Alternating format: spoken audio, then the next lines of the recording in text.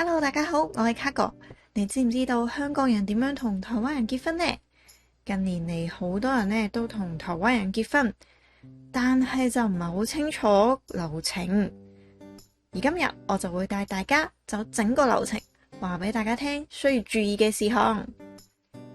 首先，我哋要知道台灣結婚喺香港需要準備啲咩文件：良民證、健康檢查報告、辦理單身證明。冇台灣居留證嘅香港人一定要去做良民證同健康檢查。詳細嘅流程之前喺 HF169 香港注意事項嘅影片呢有提過，大家有時間呢可以去睇下解說。但係記得佢哋只有3個月有效期。同時都提醒一下有居留證嘅香港人，如果你出境未過3個月，就唔需要再申請良民證或者做健康檢查。但係如果你1年內出境超過3個月，學生嘅身份就需要做身體檢查，但唔需要良民證。如果你係工作嘅身份而出境都超過3個月，係咁身體檢查同良民證都要做。不論有冇居留證呢，都需要辦理單身證明。首先要前往香港婚姻登記處申請單身證明，而且唔需要預約，當日就可以申請同埋領取。費用係600蚊港幣。而去到現場嘅時候呢，就需要先攞個號碼牌，然後到你嘅號碼就可以直接去到攞你嘅單身證明。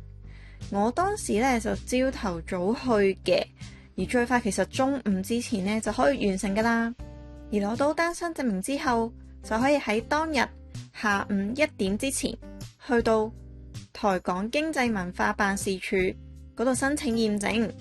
如果你需要做身體嘅檢查報告，亦都可以同時拎過去一齊驗證。但要注意嘅係，文件下午嘅時候係唔接受辦理驗證，佢哋下午嘅時間只會接受領件，而驗證嘅時間呢，就大概需要1日，第2日就可以攞噶啦。而我當時呢唔記得咗單身證明呢要去辦事處度驗證，所以我就填寫咗授權書之後呢，就一齊寄返香港俾屋企人處理。而屋企人處理嘅時候呢，都要出示親屬關係證明，即係出生紙同埋有效嘅身份證。而因為以上嘅文件呢都係3個月有效期，所以建議呢先定好喺台灣辦理結婚登記嘅日子，而文件最好就操控喺登記之前大概1個半月內就要完成，咁會比較安全嘅。而台灣辦理結婚登記需要啲咩文件呢？首先要決定結婚登記嘅地點同埋預約。如果你1至5就可以直接去到戶政事務所辦理，唔需要預約。但禮拜6、禮拜日就要提前預約啦。而選擇邊一間戶政事務所呢，其實法律效力都係完全一樣嘅，但佢哋會影響嘅就係場地嘅佈置啦、作業嘅便利性啦，同埋可能戶籍遷移嘅問題。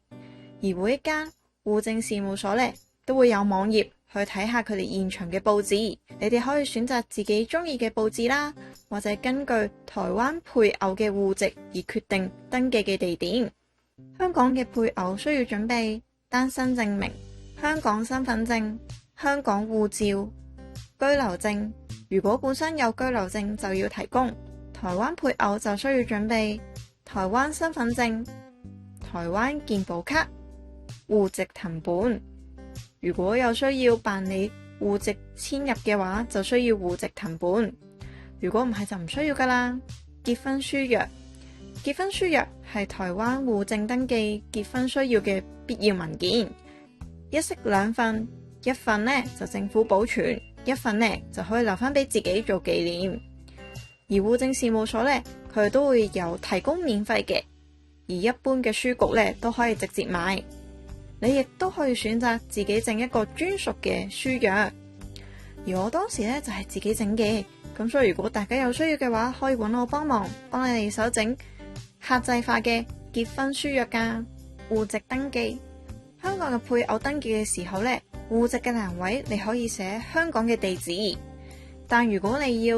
遷入台灣配偶嘅戶籍呢，就要需要額外嘅文件，而且需要喺台灣連續居住1年，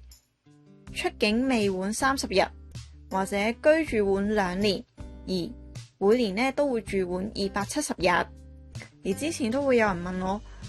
結婚嘅時候學生係咪需要出示學生證或者畢業證書？其實呢係唔需要提供學生證或者在學證明，就算你畢咗業都係唔需要提供畢業證書㗎。辦理完結婚登記之後，就可以去即刻申請依親居留。如時間許可嘅話，就可以當日即刻去移民署申請，以免等候嘅時間過長。而辦理申請嘅文件需要香港護照、香港身份證、居留證，如果本身有居留證就要提供台灣配偶嘅身份證，申請費為2600蚊台幣，而申請書呢，現場就可以攞㗎喇。而要注意嘅就係而家已經唔需要再提供結婚證明或者戶籍謄本，只要台灣嘅配偶身份證上面有你個名，就已經係足夠嘅證明，就唔需要再提交其他嘅文件。而一般審核最快呢，就1個禮拜就可以完成，最長可能要1到3個月左右，都有可能要求你去提供補充嘅說明，所以會令到你嘅流程會延遲。但係正常，如果冇其他問題，1週內就可以攞到新嘅居留證啦。每次提及移民署呢，都要提醒大家，移民署嘅職員呢，其實都唔係太熟悉規定㗎，所以呢，都會經常會要求你去提交一啲可能完全唔關事嘅文件，而且又會經常出錯，所以一定要再三同職員去確定所有嘅文件。而辦理嘅時候呢，一定要講明你係香港人，係咪大陸出世，以免職員呢誤以為你係其他地方嘅僑生啦，或者係大陸出世嘅人啦，甚至乎係外國嘅人士啦。因為唔同地方嘅出生啦，申請表、文件、流程都可以係唔同噶，咁所以避免你嘅申請有出錯啦，所以一定要再三咁樣去確認。而除咗申請依親居留，記得要去申請健保卡。而相關健保卡嘅流程呢，大家呢可以睇我哋另外一支嘅影片啦。呢一次嘅影片就去到呢一度，希望可以幫到大家，亦都歡迎分享俾有需要嘅朋友。如果想知道其他更多嘅資訊，除咗記得 like 同訂閱，亦都歡迎喺影片下面留言，等我知道你哋想知道嘅資訊。我哋下次影片再見啦，拜拜。